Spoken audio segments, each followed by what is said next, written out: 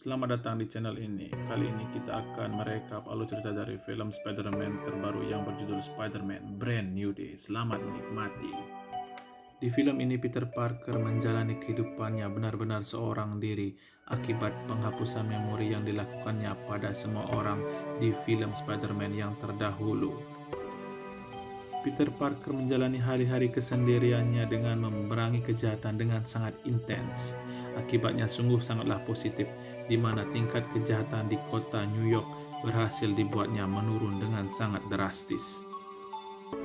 Dalam usahanya memerangi kejahatan, Spider-Man bekerja sama dengan salah seorang petinggi kepolisian yang bernama Jean the Wolf. Pada suatu hari sebuah tank berusaha menyerang Departemen Damage Control di mana departemen tersebut menahan banyak sekali penjahat kelas kakap. Spider-Man berusaha menghentikannya dibantu oleh rekannya The Punisher. Setelah tank berhasil dihentikan, rupa-rupanya yang mengemudikannya adalah seorang nenek-nenek yang pikirannya dikendalikan oleh seseorang. Sang pengendali pikiran tersebut kemudian mengendalikan pikiran seorang polisi untuk tujuan utamanya, yaitu membebaskan penjahat kelas kakap yang bernama The Scorpion.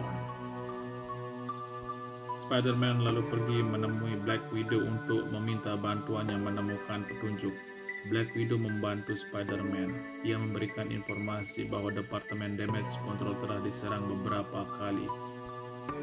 Menurut Black Widow, Departemen Damage Control telah diserang beberapa kali dalam beberapa bulan dengan cara yang sama.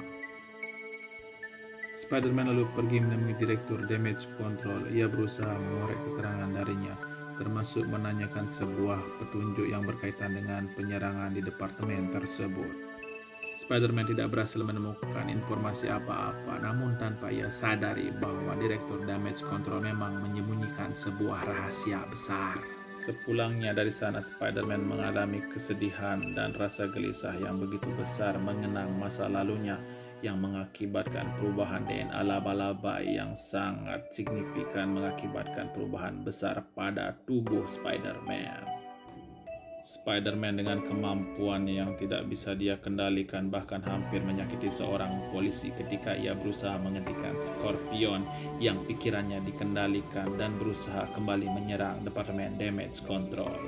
Dari serangan tersebut, bahkan si pengendali pikiran hampir membunuh Mary Jane dan membuat Spider-Man khawatir. Spider-Man lalu berusaha mencari informasi mengenai pengendalian mutasi DNA laba-labanya. Ia menemui Dr. Bruce Banner. Dari pertemuannya tersebut, ia berhasil menciptakan sebuah alat untuk mengendalikan mutasi DNA laba-labanya yang semakin menggila. Spider-Man lalu menitipkan Mary Jane pada The Punisher, sahabatnya. Lalu ia pergi untuk menghentikan si pengendali pikiran yang kali ini berhasil menyerang Damage Control kembali. Si pengendali pikiran yang ternyata seorang gadis muda kini membawa The Hulk yang pikirannya sudah ia pengaruhi. Spider-Man dan The Punisher berusaha keras untuk menghentikan The Hulk yang mengamuk di Departemen Damage Control. Usaha keras keduanya pun membuahkan hasil. Si pengendali pikiran yang bernama Jean Grey pun berhasil dibuat pingsan. Spider-Man memiliki sebuah diari mengenai hubungannya di masa lalu dengan Mary Jane. Tak sengaja diari itu tertinggal di tempat The Punisher dan berhasil ditemukan oleh Mary Jane yang mengakibatkan suasana menjadi semakin rumit. Sementara itu di Departemen Damage Control, Jean Grey yang sudah siuman mengamuk dan berhasil mengacaukan departemen tersebut. Ini terjadi karena Jean Grey mengetahui bahwa saudaranya yang selama ini ia cari telah meninggal diakibatkan oleh eksploitasi percobaan yang dilakukan Departemen Damage Control. Ini juga merupakan salah satu alasan Jean Grey terus-terusan menyerang Departemen Damage Control tersebut.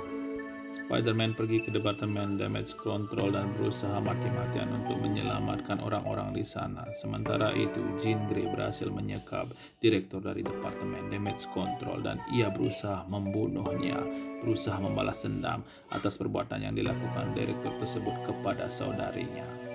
Spider-Man berusaha meyakinkan Jean Grey bahkan walaupun dunia berubah jahat terhadap mereka tidak harus menjadi jahat juga. Spider-Man bahkan membiarkan Jean Grey memasuki alam pikirannya dan bertemu kenangan masa lalunya dengan Bibi May yang pada akhirnya membuat Jean Grey berubah pikiran.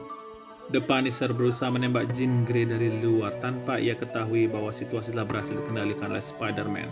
Spider-Man melihat peluru yang datang dan berusaha menyelamatkan Jean Grey yang mengakibatkan dirinya sendiri tertembak. Walaupun sempat mengalami masa kritis, tapi Spider-Man berhasil diselamatkan. Di akhir film, Spider-Man akhirnya memutuskan untuk mengungkapkan jati diri rahasianya kepada Ned dan Mary Jane. Demikianlah rekapan film Spider-Man Brand New Day. Semoga bisa dinikmati. Sampai jumpa di rekapan film selanjutnya. Jangan lupa untuk subscribe, like, komen, dan share.